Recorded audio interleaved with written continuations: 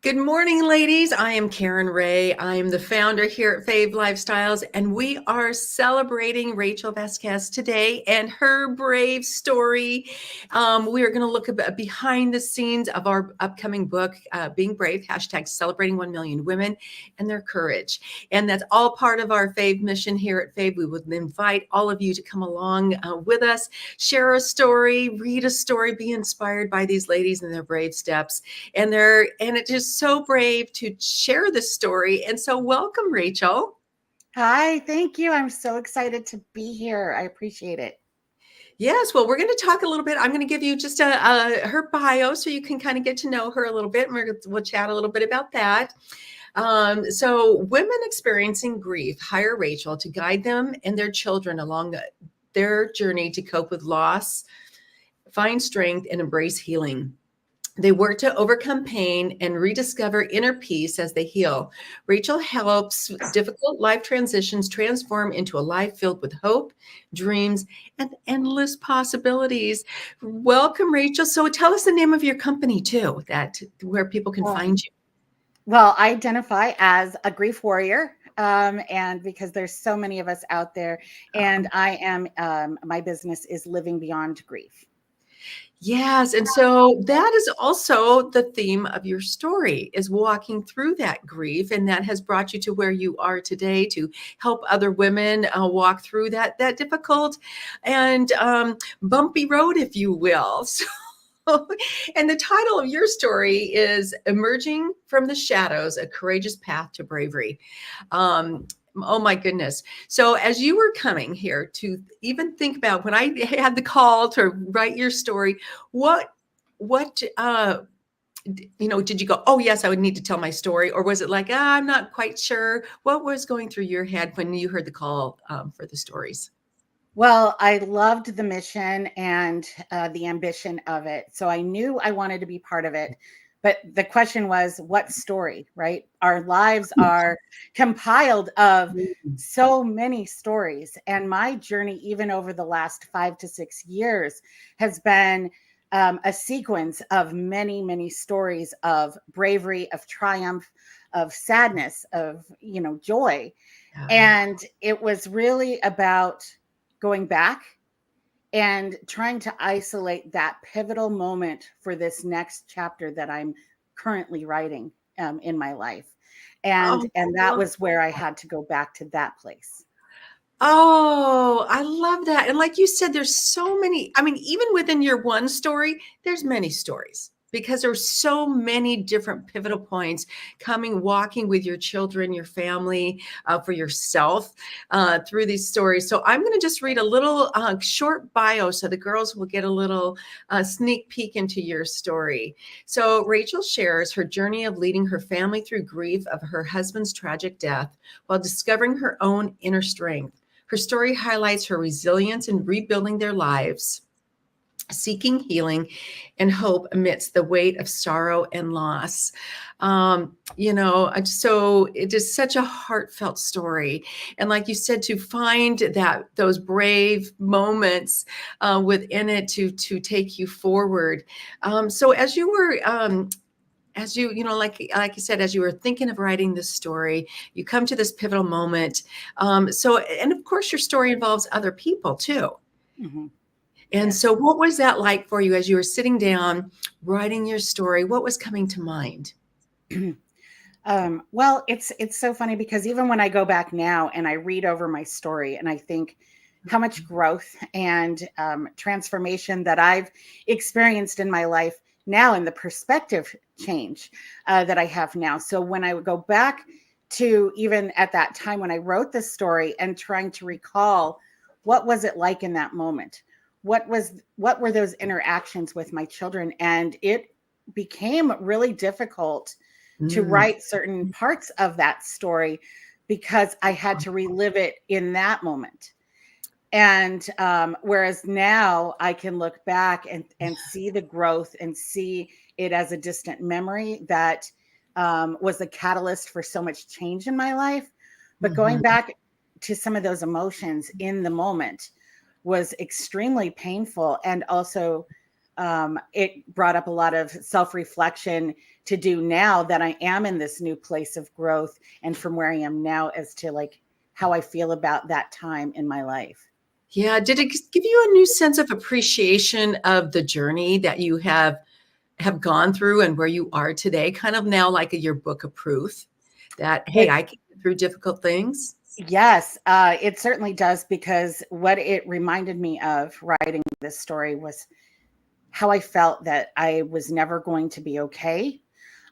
Things I was never going to be able to be a good parent. I was never going to have a happy life.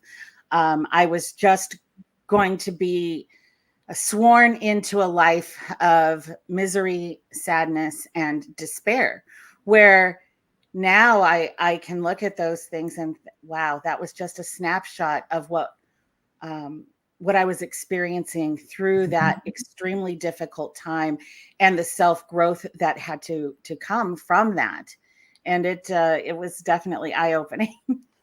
Yes. So what, give the girls a little sneak peek into what was kind of the pivot point for you? What was like a major shift as you were walking through this story of grief? Because you were taking yourself, your children, you're now you're a single parent, all these things. What was kind of that pivotal moment for you that just went, you know what, and put you on a different trajectory? There were so many things before I hit that pivotal point in my life where I just wanted to wrap myself up like a burrito and never leave my house, never leave my couch. I didn't care about anything that had to do with myself. And in my mind, I thought, oh, I want to be there for my children and things like that. But the actual steps were not being taken. The mindset hadn't had enough of the wallowing, the sadness, and being caught up in my own, I don't want to say a victim story, but in my own grief. I Mhm. had become so comfortable being that person, being that widow, being that single mom. My children don't even understand me because I'm so sad. And it wasn't until I overheard my children talking about their own grief, their own strife, their own concerns for my mental and physical health and well being, that it was like this breath that I had just emerged from a pool and jumped up and went, oh, something has to change right now, not tomorrow, right now. And that's when that really took place. Okay, I just got chills. So as you are recounting this piece of your story, you're sitting there writing this. Were there any unexpected emotions or surprises as you were writing that came out for you that just, that you Uh, experienced? the therapeutic, I'm always one for journaling and things like that, which is so funny because I'm really not a fan. I'm not one of liking to write too much. I like to take voice notes and things like that. But there is that therapeutic, cathartic thing that happens. It's it's really not describable of what evolves from your brain to the pen into the paper. Yeah. And it's like it allows that calming moment for you to really get things straight.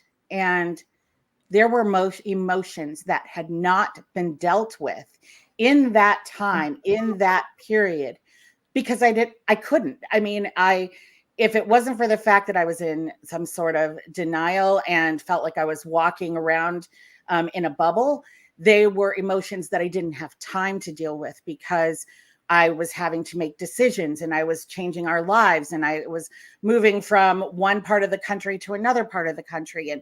And I never had a moment to really feel and sit what was happening to me inside. So the reflection of going back and having to write that, it really brought those emotions that I didn't have time to cry about or be angry about or feel ashamed or embarrassed or, things that we think are so negative, but they are building blocks on your next steps and like where we're going next. And I hadn't felt that until I wrote. And I was like, wow, that was crazy. Wow. Yes, and oh my goodness, what a journey, and then to see it on paper too. That the story that you've come through, because that's the thing too. I want to make sure that any woman who comes to share her story here is that you're on the other side of it. Because even that writing process, like you said, is therapeutic, and there might be some surprises. And some of the ladies have said the story that they were telling themselves in their head was actually a little bit different than the story that they wrote. Did you find Absolutely. that at all? That it would just came out just 100. a little bit different? Yes, 100%. It was that feeling of, you always think, that ego mind, your perspective in that first person. This is what happened. When writing this story, it started to bring up things about like what my children were feeling. What it was almost like an out of body experience when I was looking at that situation in its totality, right? And I'm like, oh, I forgot about that. And oh, that's how I felt. So that makes this part even more important. And as those things started to emerge and surface, it did bring out a whole different side and thought. And it's so strange Mm. because, like I said, now if I were to write this story today, as opposed to when I wrote it for the 1 million stories, the women being brave and sharing their brave stories, it would look different now because I've had so much growth around what I wrote that when I went back, it was like, when I go back and I read the story that I wrote about this, and then I think, wow, and I would love to express it again in a deeper, more meaningful way than how it came out in that moment when I was feeling so emotional while writing. Yeah, I love how you say that growth, even from writing it to now, and a deeper meaning. Mm. And being able to see that and express it, to see the growth is amazing. And I know I have experienced that myself too, writing my own story. You to experience these different emotions at different times, and like you said too, it's just this healing process, and you can see yourself growing. I just love that. So how? You mentioned one of the things in your story, that one of the driving forces, when you were taking yourself from where you were, because you lived in one spot and you moved your family to a new place, you talked about needing something familiar, but something new, something familiar, but so your children and you would feel safe, but not necessarily reminded of all the things that were.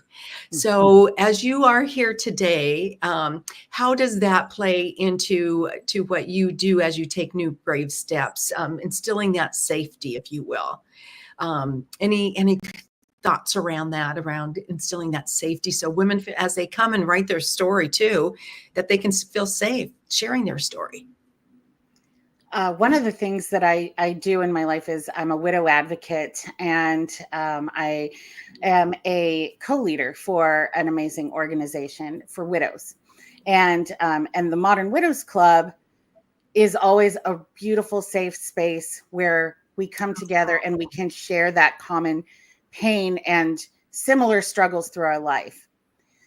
So saying that is, when I'm working with other people who are living and moving through the transformation and transitioning into what's going to be the new life in any way that they can create it, in any way that they have never dreamed possible Yeah. before, they are able to express themselves and really feel with each baby step, okay, I can do this. I can feel safe doing this.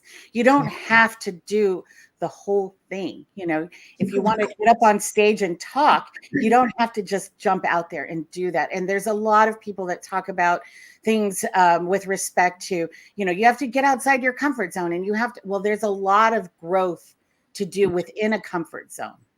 And you can grow and you can experience smaller challenges and put yourself out there little bits at a time at a rate that you're still moving forward. And you're still going to get to that edge of your comfort zone until you're ready to step outside of it. And Yes, then that's a whole new world. I love that, Rachel. Thank you for saying that. To give the women, whether it's they're writing their story or doing, whatever their next best step is, that one, they don't have to do it alone. They can come and even just read your story and be inspired, because in your story too, there's lots of little steps that you had to take to get to where you are today. It wasn't just one big poof, all of a sudden I pivoted and I'm great. I mean, there's all these little steps, and there can be overwhelm. And then you go here and then you go here, and each time you go a little bit higher. But there's women like you that can help women take them through their story, or even just go read Rachel's story just for inspiration. That, hey, you know what? There's somebody else who went through a story just like me. It might be, it'll be different characters, different circumstances, but a lot of the emotional experiences that we feel that you share with us. Yeah. So what were some of the biggest emotional, good and bad things that you felt that came forward in writing your story or during your story? Yeah. Well, I think one of the most profound, unexpected things that I experienced was everything that I thought I knew in my whole life leading up to my husband's death completely changed in that small window of time, from the hospital, the things that occurred, and then moving on to create, okay, where are we going to start to rebuild? And things that I thought were going to be staple ways of helping me heal and grow were not. That was off the table. They weren't working. They weren't feeling. There were people in my life that that had a hard time supporting us because they were going through their own things. And also it would bring up, people feel uncomfortable around grief. People feel uncomfortable because they don't know what to say. They don't know how to help. And then it just kind of gets weird. and I found triumph and strength and the prospect of hope and joy. Like, the thoughts of it started to come back to me in ways that I never knew. And I met extraordinary women, and I experienced amazing things in places that I never thought to look before. So it was like allowing myself to open up that perspective to, come on, doc, this toothache is so bad. I'll do anything to get rid of it. Oh, well, have you thought of this? No, I never heard of that, but I'll try licking a rock. I don't care what it is, and so that was kind of like me. It was, I got to that point where the desperation to move forward an inch was so great, because I had my children and I had myself to dig out of this hole. And instead of going deeper, I needed to start putting foundation under it to lift me up, instead of just digging myself deeper. And I found that through different avenues of where I never knew of before, but saying yes to things that someone says, have you tried this? Have you experienced that? And allowing myself to say no, but I'm willing to try anything. And then trying it with an open mind and an open heart, with no judgment, with no preconceived notions, just diving in and saying, I'm willing to try this because I don't know anything at this point. A couple months ago, I thought I had my family, and now I realize how fragile things can fall apart. So I'm going to do whatever it is that I need to do to try to improve and feel better so that I can show up in a better way. And never did I think at that moment in time that I would be leading with other amazing, strong women, a movement of joy, hope, healing, growth, all of these things. And so it's really been beautiful. Wow. To be open to the possibilities. That is beautiful. And to build a new foundation that lifts you up. And I just love that. And to choose that joy, and to welcome these other new possibilities and opportunities that might be coming your way. Well said. And so, as we close out here, looking back, what do you think is the bravest thing that you did? That you're going, you know what? I was just brave, and it didn't look maybe it didn't look the way that you thought it did. What was? Is there something that comes to mind? Yes, I would say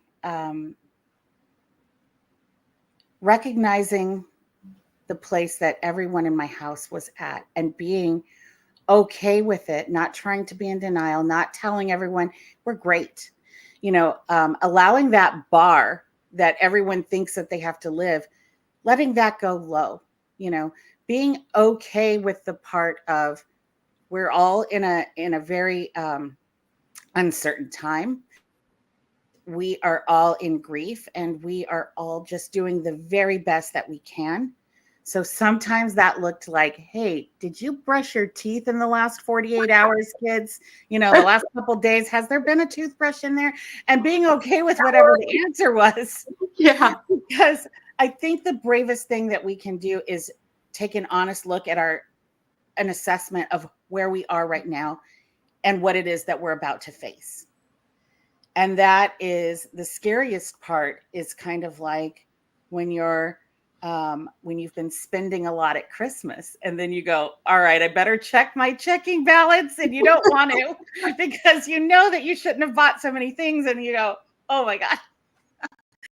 And that was really, it was taking an inventory of my life, my children's life, our mental health, our physical health, and going, oh, okay, I see where we are.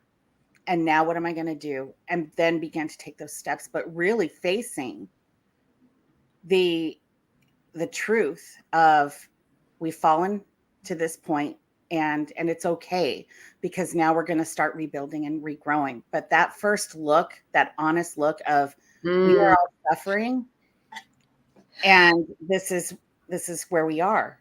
And Yeah. it's hard to admit. It is hard to admit because, in our world, society wants to hear, oh, you're doing great. You're making it through. They don't know, people don't want you to necessarily share, hey, you know what? I'm not really doing that great. I'm working on it, but not there. So, yes. So what would you like, any words of wisdom that you would like to leave the ladies with as we close out? To inspire them or cheer them on, let them know they can keep going. I really want to share and also challenge them to say to themselves, and it feels awkward, but to look at yourself in the mirror and picture yourself as that little girl, that child who was so full of like zest and being silly on a playground and running around doing like, what are you doing? That nonsense, pure joy, fun essence. And see that person in the mirror and listen to her say, I am so proud of you. And you matter so much. And take you just by your little face and say, I love you. You are doing good and we're going to make it and we're going to get through it. Just keep going because you are braver and stronger than you even realize. We need to remind ourselves of that inner child who felt invincible, because we're still there through that resilience and through that hope and gain and all of those things. We have that within us. It just sometimes gets buried. And that little child to come out and remind us, we can do it. It's fine. It's no problem. We're on top of that. Embrace that person. And it takes practice. So allow yourself that grace and welcome it, all of it. Yes. So ladies, you are invincible. You heard Rachel say it to you. Grab your face, tell yourself how much you love you and how fabulous you really are, and that bravery resides in each one of us. Ladies, it's such a joy to share, and it's an honor to share these stories. Rachel, thank you for coming in and sharing with us today. A little sneak peek into your story. Excited for the book to come out in December. Rachel, thank you for joining us. Thank you. I love you all. Okay, bye now. Love you. Bye.